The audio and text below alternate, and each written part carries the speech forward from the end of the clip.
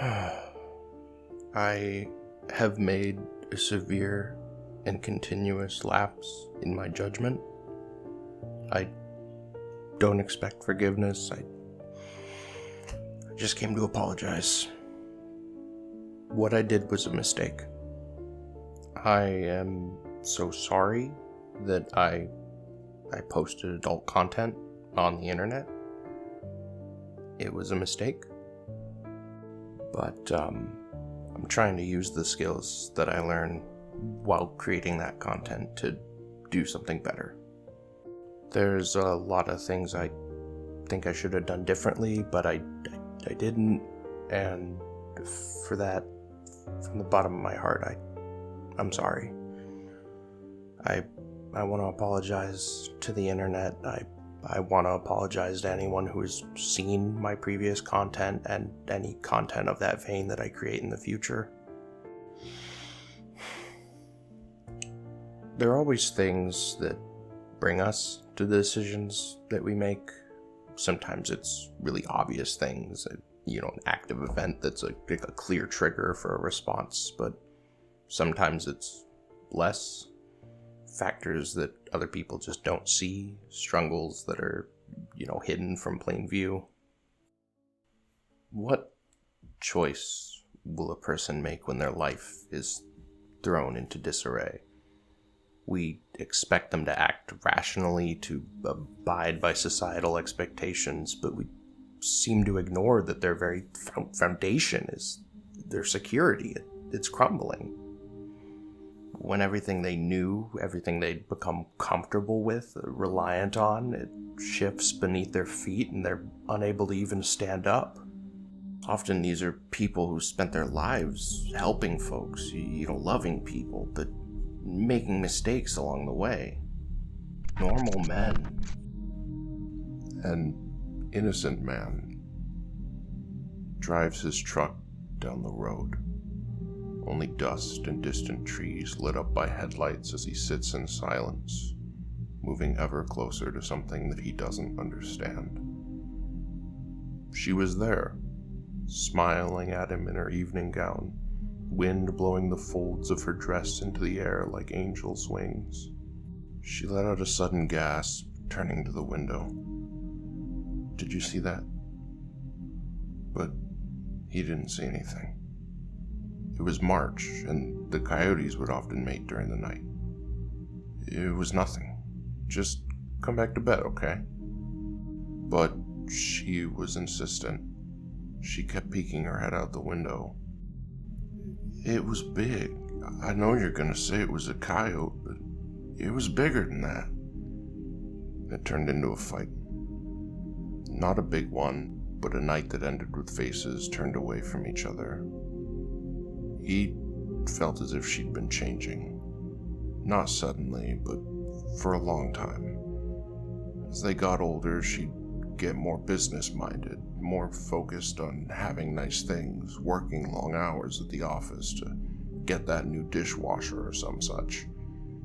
He knew they didn't need it, but if she could afford it, who was he to say no? Or so he kept trying to tell himself. He hated to admit, but it had been causing tension between them. He still loved her, of course. She was the woman he'd married, the woman who held his hand when his father passed, but some days it didn't quite feel like it. But I'll be right in the morning. He'd make her a nice breakfast, waffles with blueberries in them, her favorite. A sound woke him in the middle of the night, a crackle like muted lightning. When he turned his sleep-addled eyes to where she should lay beside him, she was gone. Only a flickering TV screen crackling to break the silence of the midnight air. "What else could you want?" The slogan flickered on the TV screen, repeating as if frozen in time, as if taunting him. The flickering light illuminated a scrawled note resting upon her pillow, dirty and crumpled. A drawing of a crab scribbled onto the paper as if were made while someone was trying to escape something. His tires roll to a stop, kicking up dirt and gravel on a long, untraveled part of the road. The note gripped tight in his hand, he steps out of the car. Nobody had visited this place in years. It closed down in the early 2000s when the steel company offshored their operation. No workers left to sell food to. But the building lay there, silent, still in the shadow of the rusting, tattered steel mill that stood almost a castle, its towers reaching like desperate hands into the sky to block the sun. This place wasn't his first stop. All he had to go on was a drawing. He'd spoken to every seafood vendor, supplier, and restaurant in town. Hadn't even known what to ask them. What happened to my wife? They knew what he was talking about, but nobody had any answers. He'd hit one of them. Had fallen to the dirt with a busted lip. Police were called, but by then everyone in town knew what he was going through. It was a small place, and everyone knew everyone, and everyone knew everyone's problems. They let him go with a warning. And now he was at the bottom, searching places that weren't even open, that closed years upon years ago. He didn't even know what he was hoping to find. Just something. Anything. He held the drawing up, letting the light pass through the paper to draw out any details in the image he might have missed, as he'd done every day since she disappeared. And somehow, only now, he saw it in the corner of the paper. An image that he knew he'd analyzed 1,000 times, day after day, the hastily scribbled lines of graphite never changing. But now, there it was.